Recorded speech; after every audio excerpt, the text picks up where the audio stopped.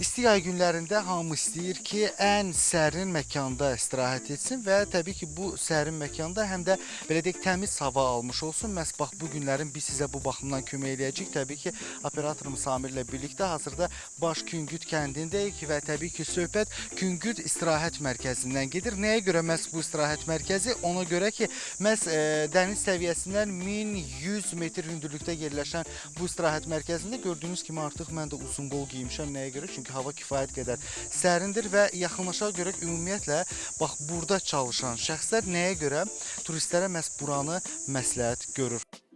İstirahət mərkəzinin yerləşdiyi məkana gəlincə, Şəkinin şimal-qərbində şəhərin mərkəzindən 24 kilometr aralıda yerləşir. İstirahət mərkəzinə Baş Güngüd kəndindən keçməklə gəlmək mümkündür. Paytaxt Bakıdan gələnlər isə Şəki-Oğuz-Bakı magistralının şimal istiqamətinin 9-cu kilometrliyindən istirahət mərkəzinə doğru yol ala bilərlər. Bax, maraqlıdır hər kəsə təbii ki, bu sual nəyə görə onlar isti yay günlərində məhz Güngüd istirahət mərkəzini seçməlidirlər? Dağdır da. Dağı kim sevmir ki? Belə məsələ dağlardan gözəl bir dənə dağ olur. Qiymətlərə toxunaq. Hamı məsələn maraqlanır qiymətlərdən. Ki qiymətlər nə qədərdir və ümumiyyətlə münasibdirmi bura gəlmək istəyən turistlər üçün? Qiymətlərimizi gələnlər hamısı bəyənirlər. Təxminən deyək bir nəfərin 2 gecə, 3 gün dincəlməsi üçün qiymətlər nə qədərdir? Maksimum və minimum. Təxminən bir dənə ailə burada 60 manata, 70 manata bir dənə sutkanı keçirə bilir, yatmağı, yeməyi birlikdə bir dənə ailə. Güngüd istirahət mərkəzində istirahət edə bilməniz üçün demək olar ki, bütün şərait yaradılıb. İstirahət mərkəzinə gələn hər bir qonaq burada fəaliyyət göstərən bilyard zalından istifadə edə bilər. Bundan başqa tenis zalında da zamanınızı keçirə bilərsiniz. Yox, əgər bu məkanda qalıb bir neçə gün təbiət qoynunda yorğunluğunuzu atmağı düşünürsünüzsə, o zaman xəbəriniz olsun ki, Güngüd istirahət mərkəzi eyni zamanda 40 nəfər qonağı qəbul edə bilir. Ümumilikdə isə istirahət mərkəzində 1 VIP otaq, 2 lüks, 2 yarım lüks, 3 standart otaq və 4 kottec fəaliyyət göstərir. Artıq bir neçə saniyədir ki, bu istirahət mərkəzinin bir çox özəlliklərindən danışırıq və ümumiyyətlə gəlin baxaq görək istirahət mərkəzinin kotteclərində vəziyyət necədir və ümumiyyətlə bu kotteclərdə hansı şərait mövcuddur. Daxil oluruq içəri və gördüyünüz kimi kottec sırf taxta konstruksiyalardan ibarətdir. Və o ki qaldı buranın təmizliyinə artıq mənə elə gəlir ki, əlavə şərhə ehtiyac yoxdur və kifayət qədər də təmizdir. Məsələn, götürək ağları.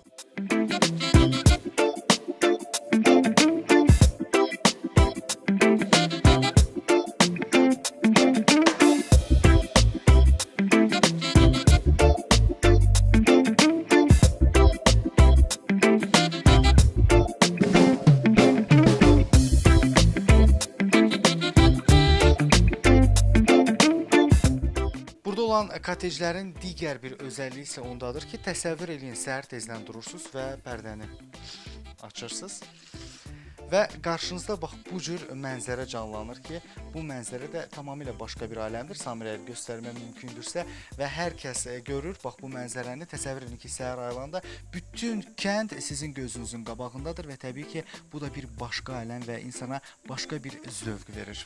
İstirahət mərkəzində həmçinin 80 nəfərlik qonaq qəbul etmək imkanında olan restoran da fəaliyyət göstərir. Burada Avropa və milli mətbəxin təyamlarından dadmaq imkanını və ən əsası odur ki, təbiət qoynunda bir stəkan çayı belə böyük zövqlə içə bilmə fürsətini reallaşdıra bilərsiniz.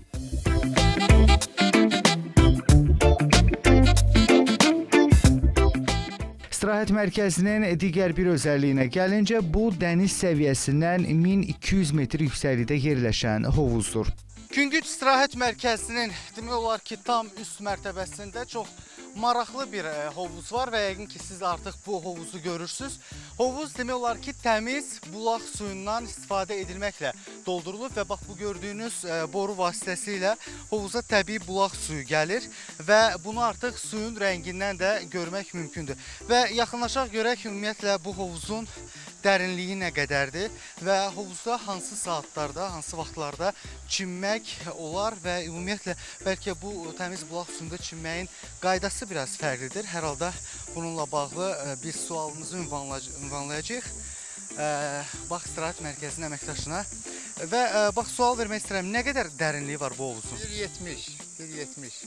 O bura gələn su hardan gəlir? Mənbəyi hardan götürülür suyun? Qaynama suları, bulaq suyudur. Birbaşa turbaya alınıbdır, gəlib birbaşa da sökülür bura.